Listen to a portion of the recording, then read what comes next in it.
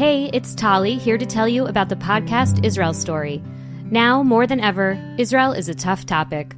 Some love it, others hate it, but Israel Story offers a nuanced, faithful window into the extraordinary stories of everyday people in Israel. Beautiful and ugly, tragic and inspiring, ridiculous and heartwarming. Check out hundreds of timeless episodes in their back catalog, or dive into the 65 Wartime Diaries episodes capturing slivers of life right now. Hear voices from soldiers to survivors, farmers to rabbis, Jews, Christians, and Muslims, and connect with this complicated, amazing place. Hosted by Mishi Harman and produced with the Jerusalem Foundation and the Times of Israel, find Israel Story wherever you get your podcasts. In need of a good read or just want to keep up with the books everyone's talking about? NPR's Book of the Day podcast gives you today's very best writing in a pocket-sized show. Whether you're looking to engage with the big questions of our times or temporarily escape from them, we've got an author who'll speak to you. Catch today's great books in 15 minutes or less on the Book of the Day podcast, only from NPR. Welcome to the 5 Books, where each week we talk with a Jewish author about 5 books that are near and dear to them. My name is Tali Rosenblatt Cohen. Every week I ask Jewish authors about 5 books in 5 categories. We'll hear about 2 Jewish books that have impacted the author's Jewish identity. We'll hear about 1 book, not necessarily Jewish, that they think everyone should read, a book that changed their worldview. We'll get a peek into what book the author is reading now, and we'll get to hear about the new book they've just published and how it came about.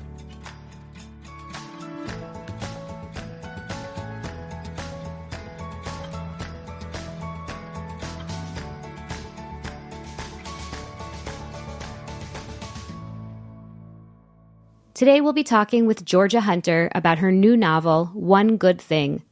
The story begins in Italy in 1940. Lily and Esti have been best friends since meeting at the University of Ferrara. By the time Esti's son Theo is born, they've become as close as sisters. Both Jewish, the pair believe themselves safe until Germany invades northern Italy and they find themselves in occupied territory. In the end, it's a story of friendship and motherhood and survival.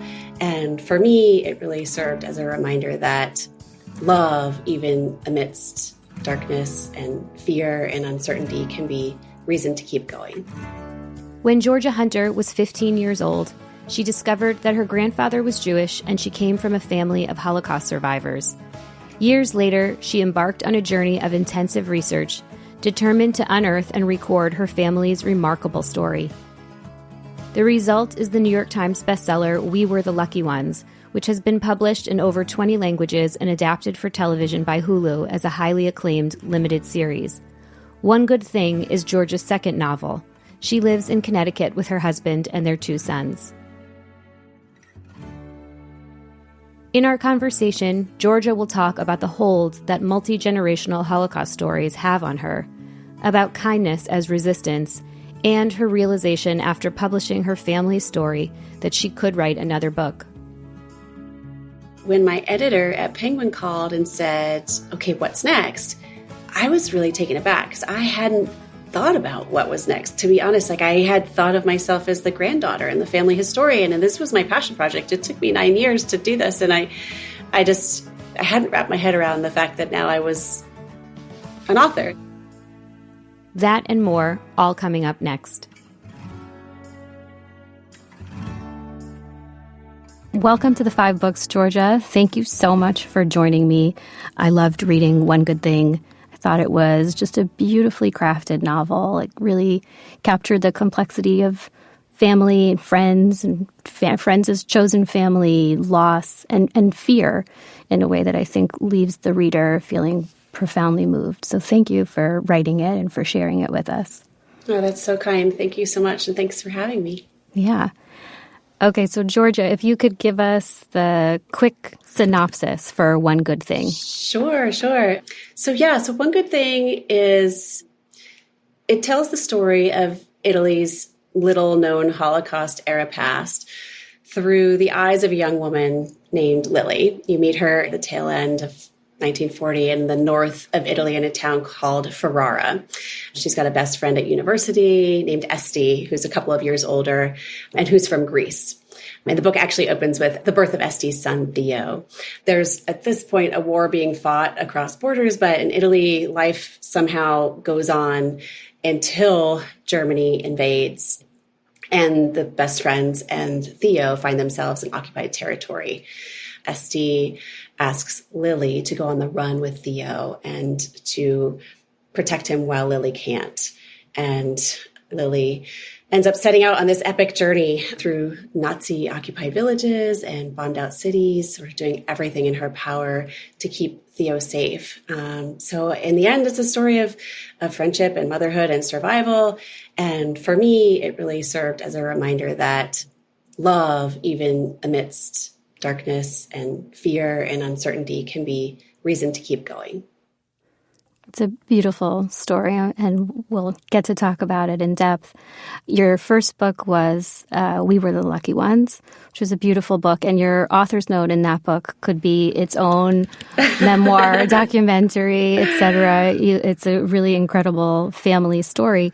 So in it, you write about the fact that you found out when you were 15, after your grandfather had passed away, that he was a Jew and that he was a Holocaust survivor. Mm-hmm. And now you've told Lily's story as well, but I wonder if you could talk to us, given that we are, talking about Jewish books and Jewish identity, how you relate to that piece of yourself and think about your own identity.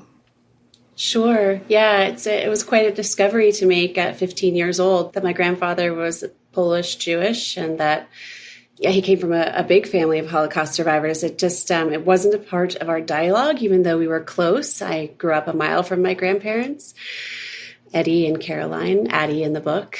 And so I think for me, what it did was it sparked a whole lot of questions and a whole lot of curiosity.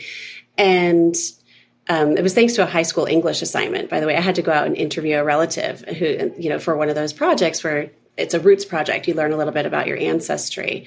So that's when his story came to light. And then about 5 years later, I found myself at a family reunion hosted by my mom, which has become the first of now, like every year we all get together. But this was in the year 2000. And it was the first of many. And she is one of 10 first cousins of the second generation. So my grandfather being the first generation of survivors. And they're from all over the world, like Brazil, Israel, France, Colombia, across the states, you name it. And it was at that reunion that I started hearing stories that were unlike anything I'd ever heard before, whether it was Jose talking about being born in the Siberian Gulag, or Anna talking about her mother hiking over the Austrian Alps, or the disguised circumcisions, or the mother-daughter escape from the ghetto. Like the stories they kept going. And that's when I remember really having the moment where I thought, someone needs to write these stories down. Like, first of all, how have I never heard them? And someone needs to write them down. And it took me another 8 years to get the courage to go be that person. But during the process, I learned so much, not only about my family story and how my relatives somewhat miraculously managed to survive, but about myself and about the religion and this piece of me that I never knew existed growing up as a kid. And it was so rewarding, and it was so sort of grounding in a way to get to know myself in that way, and also to get to know my relatives, because I spent so much time interviewing. Well, I interviewed Felicia. I got to speak with her firsthand. She was a baby at the start of the war. Otherwise, I was interviewing my mom's generation, so the cousins. But through them, I felt like I got to know my ancestors in a way that I never would have. I got to know the religion in a way I never would have. And I think I also had these eye-opening moments over and over again where I could feel how, even though my grandfather never talked about the fact that he was raised in the Jewish faith and he chose not to raise his family in the faith, he passed so much of himself down to me. So it was really those traits that I feel like I recognize so deeply now in myself and in my kids and in all of my relatives. And whether that's, being quite stubborn, the resilience, sort of never taking no for an answer, the love of family, of mealtime, the laughter, the levity with which he lived his life, the optimistic lens that he had on life. So I feel so much more connected to kind of the both sides. I can't say I'm like, an expert on all things Judaism, but I feel like I know the role it played in his life and the role it now plays in mine. And it was a very rewarding process. You could feel so much how the extent to which you immersed yourself in their lives and in their story. It must have been just a really profound experience for you. I say sometimes that the researching and writing of the story, which is essentially uncovering a part of my DNA, right? Like a part of who I am and why I am, then changed my DNA. Like it just made me a different person. So it was profound is a good word. It was very eye-opening and very beautiful. Well, if anyone hasn't read it or even seen the beautiful Hulu adaptation of it, you should definitely go back and read We Were the Lucky Ones as well. And One Good Thing. On Death, Sex, and Money, we feature interviews with you, our community of listeners, getting honest about uncomfortable things. I developed an illness where it isn't safe for me to drive. A friend once said to me, sex is like air. You don't think about it until you're not getting enough. This is a similar sort of thing if you just replace sex with driving. Listen to Death, Sex, and Money wherever you get podcasts.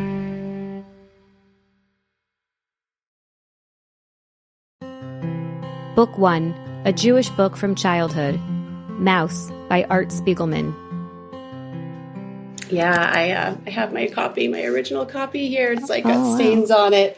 I will never forget picking up this book. First of all, it came out in like the late 80s, I think, when graphic novels weren't really even a thing yet. So it's a graphic novel. It's Art Spiegelman. It's his attempt to tell the story of his father. So it's his way of capturing his father's story, who was a Holocaust survivor, sort of from his perspective as the son of a survivor. And I've seen his interviews. I've been to some of his events, and he says he didn't write it because a lot of kids read it now in schools if it's not banned, which is a whole other conversation we could have. But he said he didn't write it for kids. He really wrote it for himself as an answer to the question of like why he's here today. Because if left to the odds, same for me and probably for most of us, his parents, shouldn't have lived.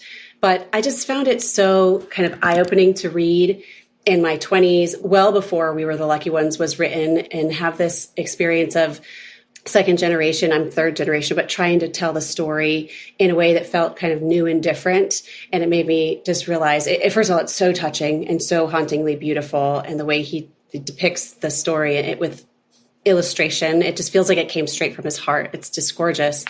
But it's just a reminder that there's so many ways to tell a story. And I was at that point probably in the very, very early stages when I first read it of understanding my family history. And then I came back to it as I was writing my book. And I just think it's a wonderful lesson in how deeply you can reach readers in many different mediums. And with this graphic novel, I think it's just brilliant. And my son's 11, and I'm going to have him read it pretty soon, I think. Yeah, actually, my son's in 9th grade. They're reading it right now. So Are they? Yeah. Oh, that's so great. Yeah. I was going to ask, well, first of all, so you read this as an adult already, right? I read it as a young adult, like late teens. And then I picked it back up again when I was thinking about how to tell my family story. Uh-huh. And when you were a kid, before you found out about your grandfather, what were you aware of about Judaism or Jewish people?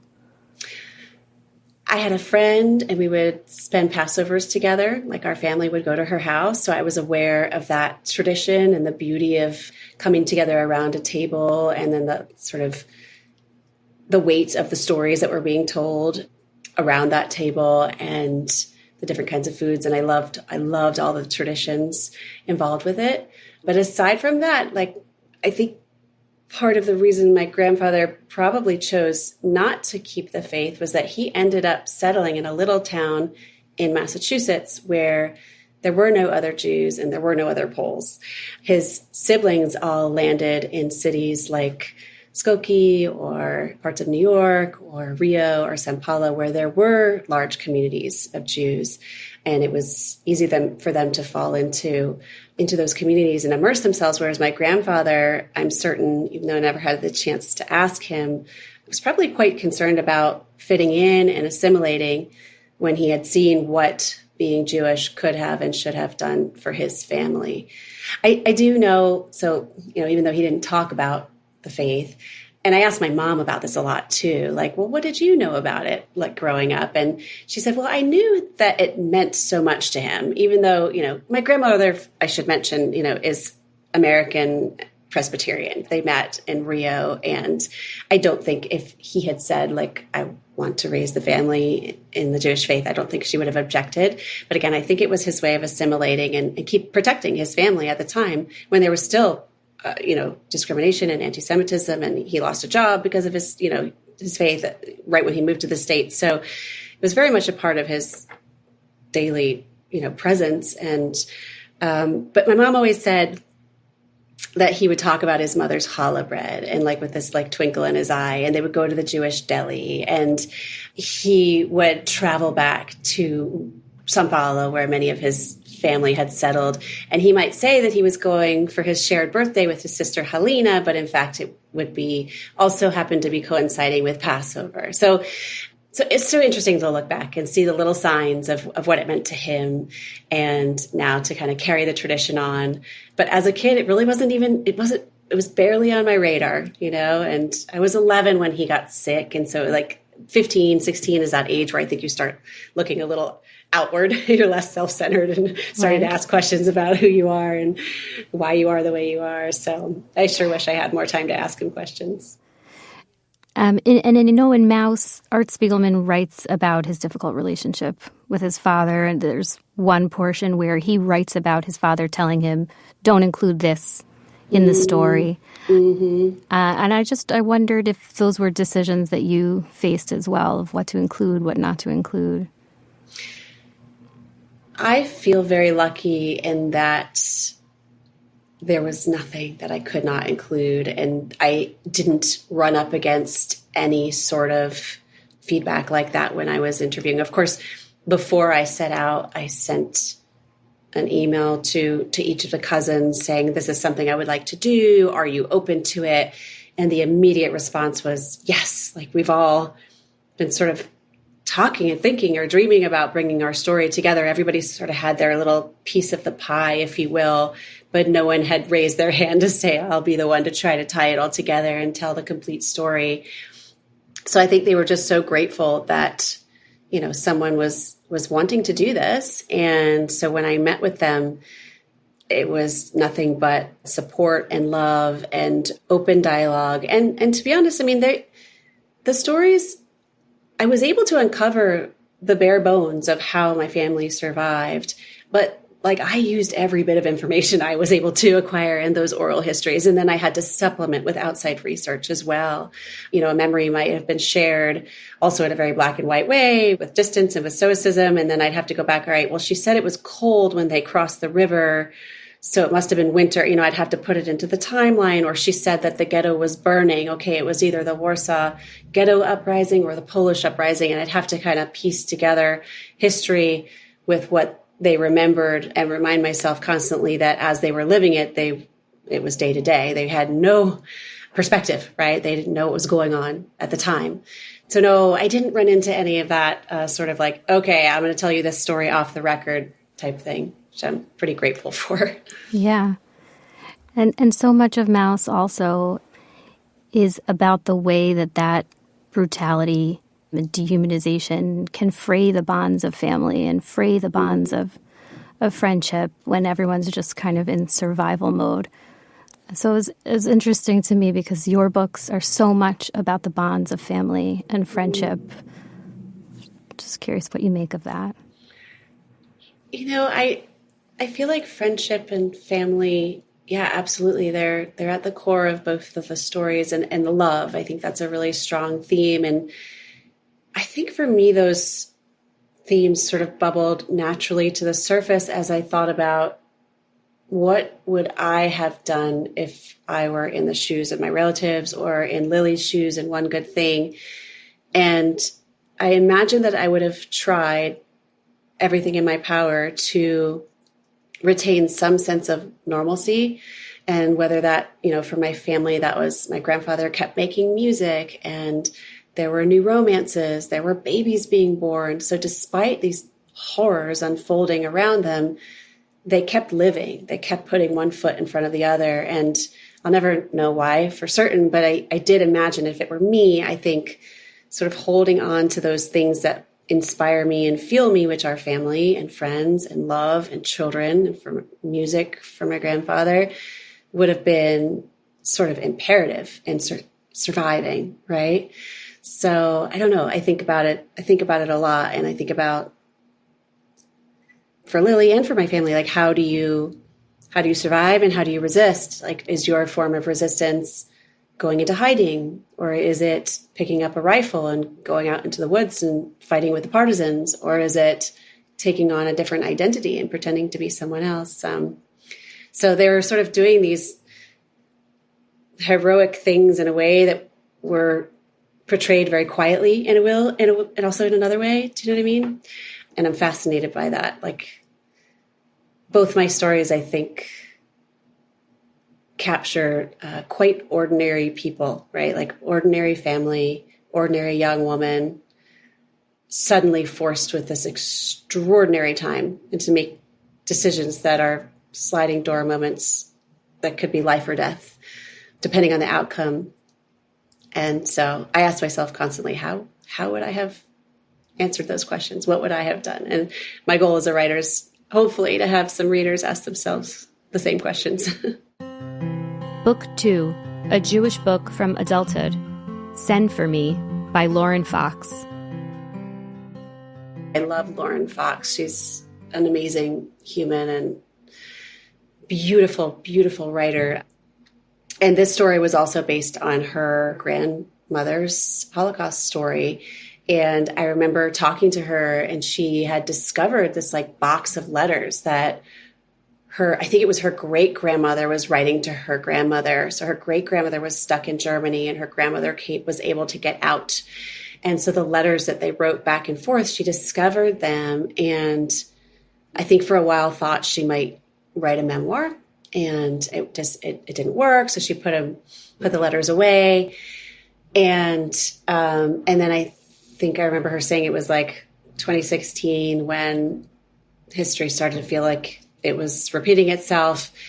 We started to see a rise in Holocaust deniers and anti-Semitism. And she went back to those letters, and she realized that she could try to tell her family story through historical fiction in a way that still honored it and did it justice. And she did just that. Like it's just so beautifully told. Once again, I feel like there's some parallels with my family story, and that the thread throughout is family and love. It's so emotionally rich, and she peppers in the letters throughout. So it's like these real letters which is just like achingly beautiful and haunting at the same time. But she really makes you feel like you're not looking back at history, but just living it right there alongside her relatives. So I highly recommend it. It was influential. I mean, just I could relate so deeply to it. Both Mouse and Send for Me have the two alternating timelines of the story during the Holocaust. And I wondered if that was something that spoke to you in particular. Interestingly, I had thought about doing that with both of my books, actually. I'm always tempted because I feel like part of my narrative is being the third generation survivor, retelling or imagining the story, right, of what happened. And I did think long and hard about whether to incorporate my journey of unearthing it. And we were the lucky ones, at least. I actually had early stages of One Good Thing. I had a modern day narrator as well. She didn't make the final edit, though.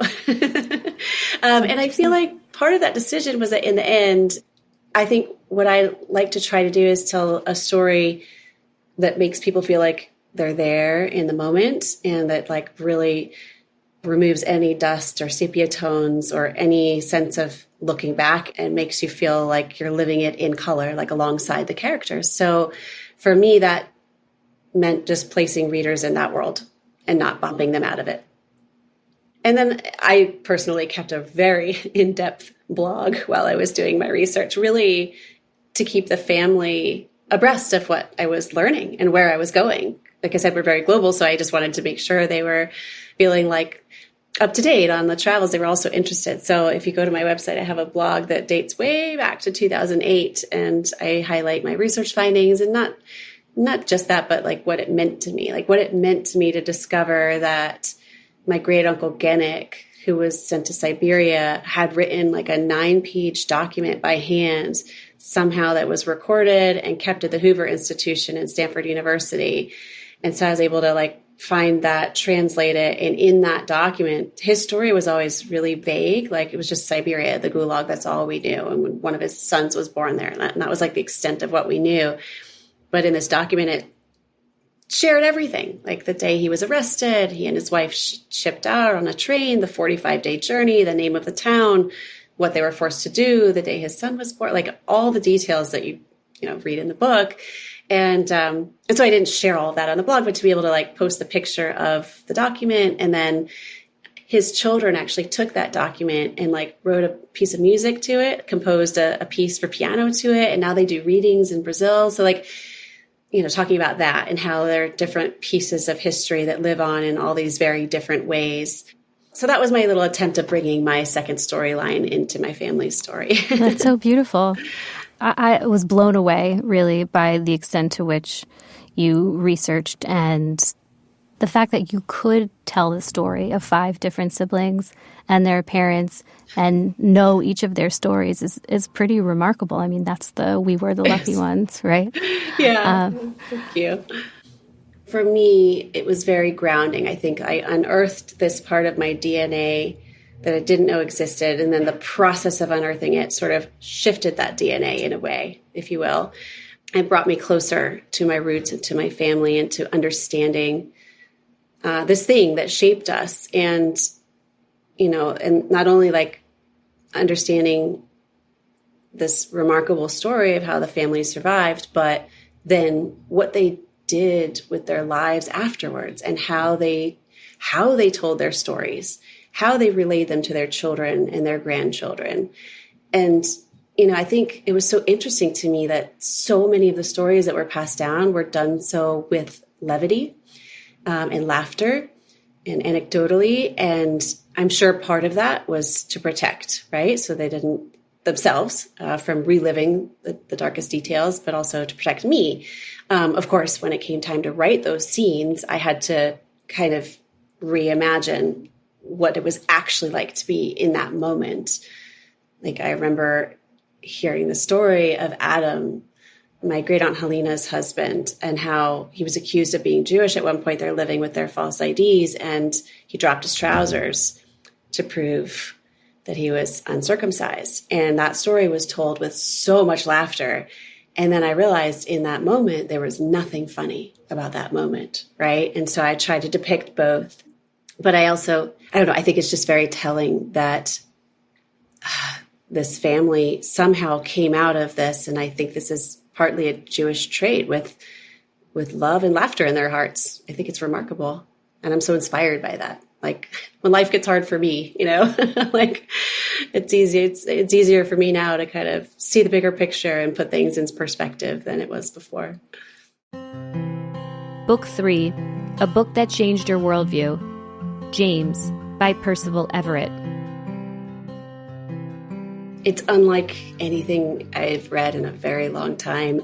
So it's a reimagining of Mark Twain's Adventures of Huckleberry Finn, but told from the perspective of Huck's friend on his travels, Jim, who's an escaped slave. So to me, it was this just brilliant way of flipping the script and of taking this cultural landmark that in this book that we all read as kids and telling it through an entirely different lens.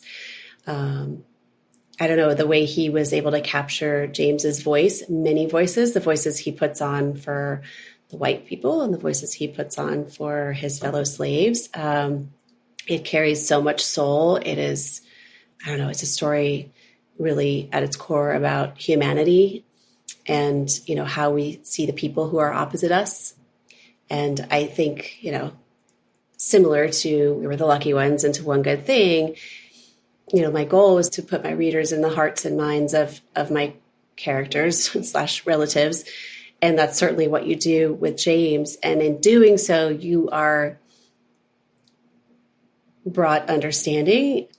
And with understanding, I believe, comes empathy. So I feel like it's just a wonderful example of this book that's going to kind of shift perspectives and bring empathy, which it just feels like the world needs a bit more empathy right now. So I loved it for so many reasons. Yeah, no, I do. I note that all of the books you mentioned are related to racism and bigotry and family separation. And told through just such human lenses. Like, I think in ways that you can relate. And I think a lot about how to reach, how important it is right now to reach younger audiences, younger readers, and unless they can relate, nothing's gonna sink in, nothing's gonna settle into their hearts, their minds. So I hope that's always a goal with my writing, and it's certainly with James. I think this should be required reading in schools. It's wonderful. Book 4, the book you're reading now, The Lost Baker of Vienna by Sharon Kurtzman. So I am reading an early galley. So this book is coming out, I think, in May of this year, called The Lost Baker of Vienna by Sharon Kurtzman.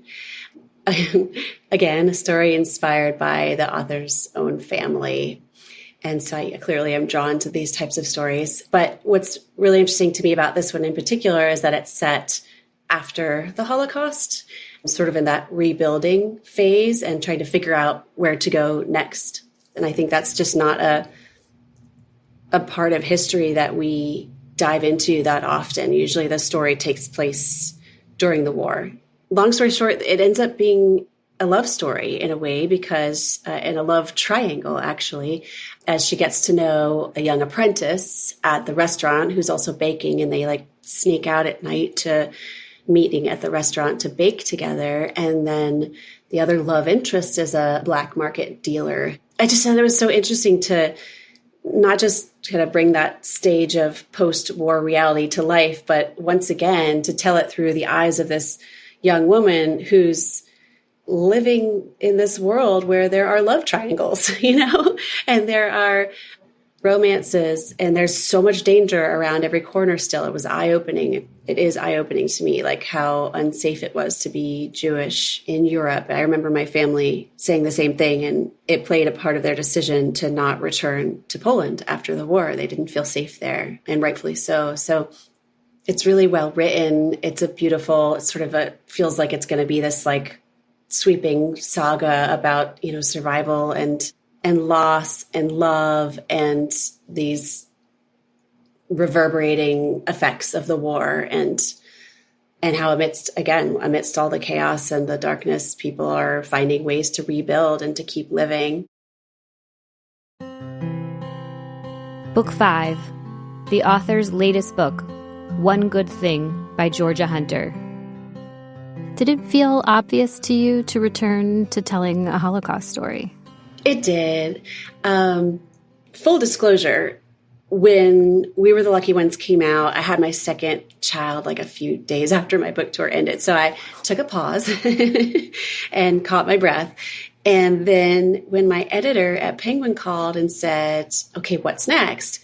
I was really taken aback because I hadn't thought about what was next. To be honest, I had thought of myself as the granddaughter and the family historian, and this was my passion project. It took me 9 years to do this, and I hadn't wrapped my head around the fact that now I was an author. So I thought long and hard from that question of what's next, because I realized that whatever I dove into as a writer, you just put so much of your energy and your heart and your headspace. So it's important for me to choose the right place to put all that energy. And my head and my heart kept bringing me back to Europe and to World War II and to the untold stories of the Holocaust. So yeah, it felt very natural to return there for the second round.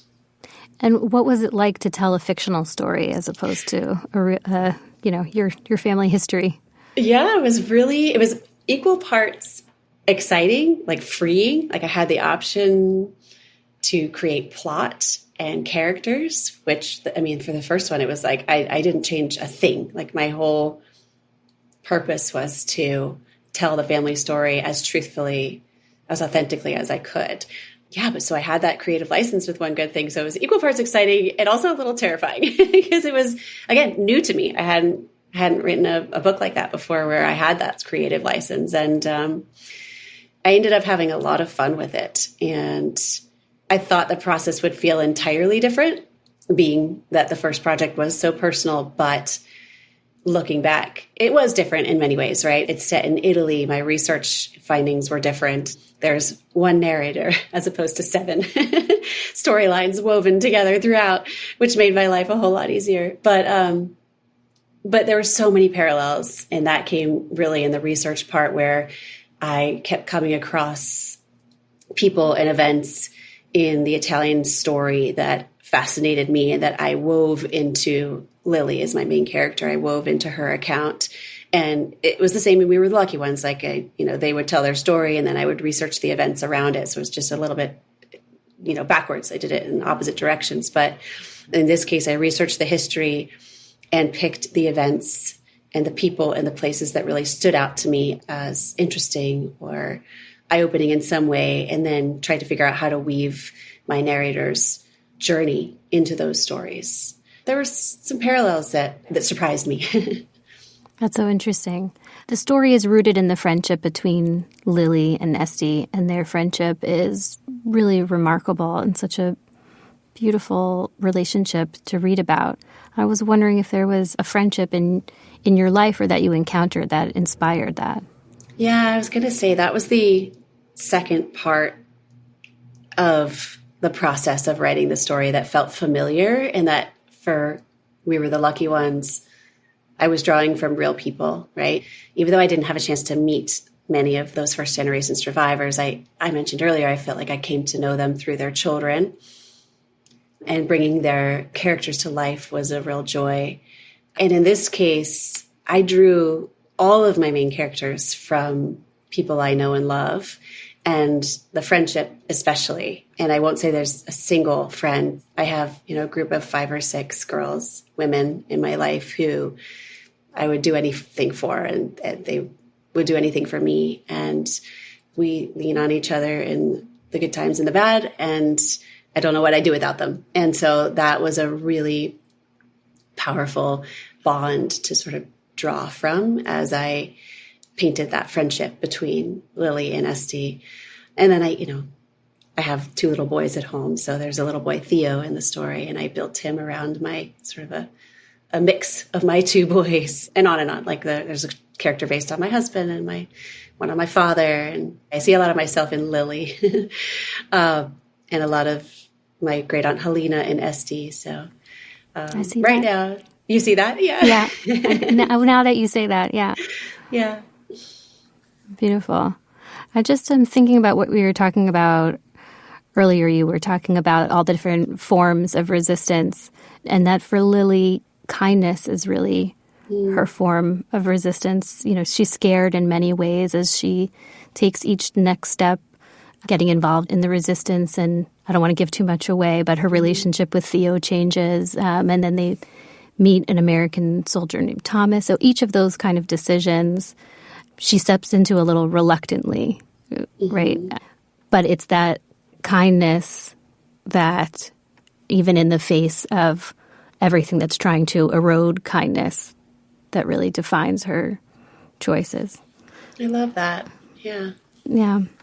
I was wondering, I think what's horrifying to me right now is the way that people seem to feel that empathy is finite, that you have to only mourn for the children of a particular set of people. I was wondering if it felt different to you to publish this book now than when you published We Were the Lucky Ones.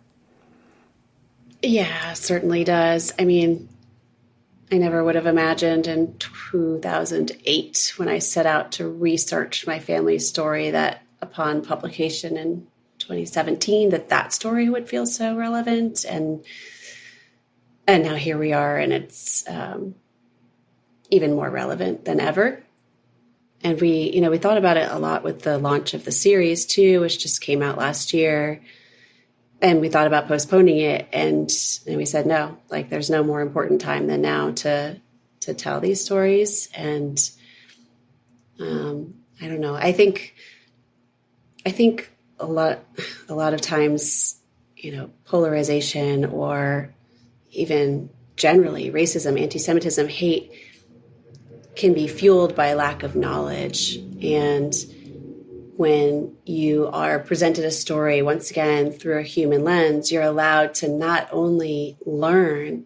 I mean, it's so scary how few young people today even know about the Holocaust. The statistics are alarming, right? Let alone the rise in anti-Semitism and Holocaust deniers. It's insane, sort of the way the world feels like it's going backwards. But the more we can share stories through that human lens, I think we can do two things. We can learn about a time in history that's starting to feel ancient, especially to younger generations.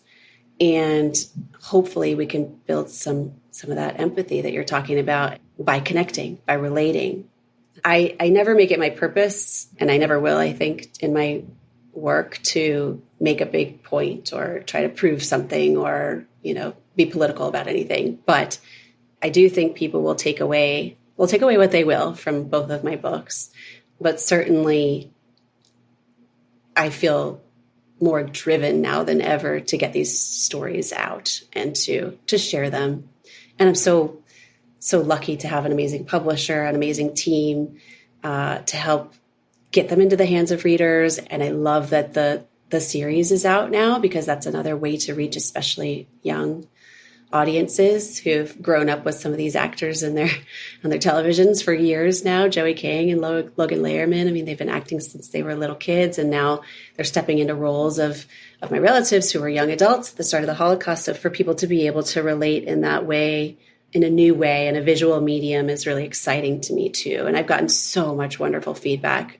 I love especially when I hear, I watched it with my daughter, my middle school age daughter, or my college age daughter or son. We watched it as a family. That's the best thing I can ever hear. And the other thing that it sort of inspires me right now is I'm getting asked more and more to speak at schools. And that to me is I could just do that for the rest of my life and sit and talk with students about this discovery that I made when I was their age in high school. And I interviewed my grandmother, and it sparked this interest and turned into this thing. And so, yes, I am more passionate now than ever in trying to find different ways to keep these stories alive.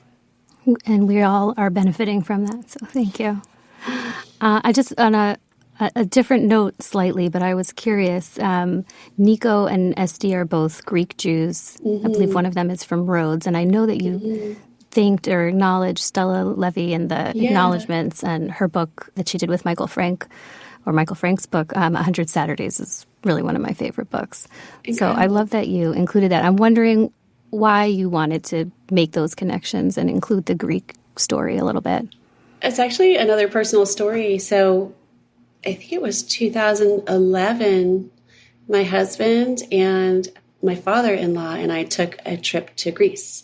And we ended up on Rhodes, on this tiny island, walking in the back streets, and we stumbled upon a synagogue. And there was a gentleman inside, and he showed us around, and I think it's one of the oldest synagogues in Greece. And he started telling me the history, and I just remember thinking, wow, this tiny island in the middle of the Greek Isles has this incredible history.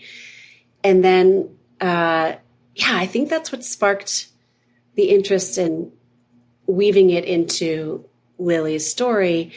And certainly Stella, I remember reading her story, reading an article about her in the Times, I think, first, and then she was speaking in New York. So I went and I heard her speak, and she was telling these incredible stories about growing up as this little girl on the island and her cork-soled sandals and playing on the beach and diving off of the rocks. And it just seemed like something Esty, it just fit her personality so well to have grown up like a wild child running around the streets of Rhodes. So I don't know. Yeah, between the two, I was just really inspired. And Greeks, the history of the Holocaust in Greece is another one that's, I think, not as understood as, what was happening in Eastern Europe. So it was my chance to tell a little bit of that story as well. Yeah.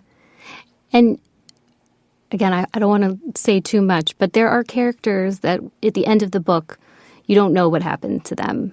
Mm-hmm. And the reader doesn't ever find out. And I wondered about that choice. Yeah, I think that was a departure for me as far as like when I first set out to write. So this was another sort of difference in the process between We Were the Lucky Ones and One Good Thing, in that I knew exactly how We Were the Lucky Ones was going to end, right? There was no changing the story. Whereas with Lily's story, I was free to sort of run with it and see where it went. And I think part of the Holocaust story, part of that narrative, is the uncertainty and the not knowing. And so many people were left not knowing exactly what happened to their family members or having to wait for years to find out. My family was a complete statistical anomaly. So in a sense, I think I leaned toward my ending as a way to honor sort of the more common experience of a survivor. Usually, if it was just one or two from a family, chances are you weren't going to know for certain what exactly happened to your relatives, or maybe it would take you some years to figure it out. But yeah, that was a choice that kind of came together naturally as I wrote. I found it very poignant, and to your point, you're as a reader, you're like, wait, I don't know what happened. Yeah. And then you feel like, oh, well, that's true. Good. That's true to the experience of it. Yeah. Yeah. And then the other thing I wanted to ask you about was the role of the church during the Holocaust, which plays a big role in Lily's story. And it's rife with contradictions. And the church is really what saves her at many points in the story. And there are also points where that becomes very dangerous to her. So tell me a little bit about why you chose to tell this part of the story. Yeah, I think it's so fascinating how it's still debated today, the role of the church and of the Italian people. And up until I think like the late 80s, there was this general perception that everybody in Italy was a savior. So it's called like the myth of the good Italian. They talk about it that way now. And then little by little, the reality of what was happening in Italy at the time has surfaced, including recently, like new transcripts from the Pope have been released. So there's been a lot of discussion, still is ongoing. I'm sure there will be for years around it. There's a lot of confusion around it, and people disagree. So I tried my best to make sense of it all. Like you said, I think that absolutely there were many people in the church who helped. There were also some who didn't. There's a lot of question about the role of the Pope and could he have helped more Jews? And I tried to make those questions very much a part of Lily's worldview, right? Like, so I tried very hard not to lead her in one direction or another, but to kind of show multiple sides of that story through her experience, because I think that was the reality. I think there were people on the street who turned, a blind eye, and there were people on the street who would help. There were priests who would turn you in, and there were priests who would help you find a false ID. So I found it so interesting to try to tell both sides of that story, and also to kind of bring to life the slow but sort of shocking realization from the perspective of an Italian Jew that they're not necessarily safe in Italy under the eye of the Vatican, right? Like, I think that played a role in the decision many made in not leaving sooner, not taking on an Aryan ID, not trying to flee to Switzerland. So, like, what could possibly happen we have the Pope, we'll never see the sort of persecution that Eastern European is experiencing. But turns out that wasn't the case. Yeah. Right. Well, as I said, I think that the story, its biggest takeaway for me was really about kindness and the way that the people, the helpers, the people who helped her, and the way that she was able to make her way through in so many harrowing situations through the goodness and kindness of others. So I hope that people will read it and take that away from it as well. And I'm so glad that you decided to tell this story. So thank you for sharing it with us today. Thank you. I love that. Makes me so happy to hear that was your takeaway. So I appreciate you saying that, and I appreciate you having me on. Thank you so much. Thank you so much for joining us today for the 5 books. Our guest today was Georgia Hunter, discussing her new novel, One Good Thing. You can find a link to the book and all the others Georgia discussed in our show notes. If you enjoyed our show, please be sure to subscribe and share with friends and family, and rate and review in Apple Podcasts or wherever you listen. Rating and reviewing really does help new listeners find our show. You can also now find us online at www.5bookspod.org. You can email us feedback or author recommendations at team@5bookspod.org, and you can find us on Instagram @5bookspod. I'm Tali Rosenblatt Cohen. Our producer is Odelia Rubin. Editorial and website support from Sarah Waring. Music by Dove Rosenblatt and Blue Dot Sessions. Art by Dena Friedman. Thanks especially to the Jewish Book Council.